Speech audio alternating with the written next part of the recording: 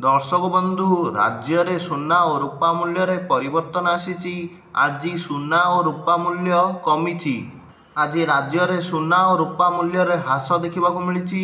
आपण माने जदि सुना और रूपा किणवा चाहूँगी तेबे आज भिडियोटी को शेष पर्यंत जमीते भी देखंतु, जहाद्वारा आपण सुना और रूपार परफेक्ट रेट केते जानीपारे।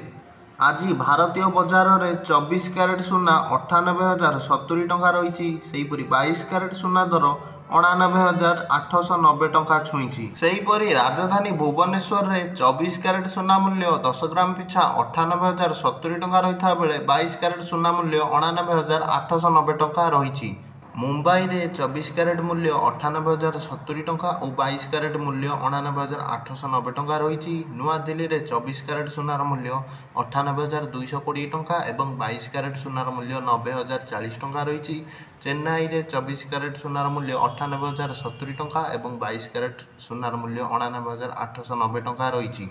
कोलकाता रे 24 क्यारेट सुना मूल्य 98,070 टंका और 22 क्यारेट 99,890 टंका रही। रूपा किलो पिछा 99,000 टंका छुईंची।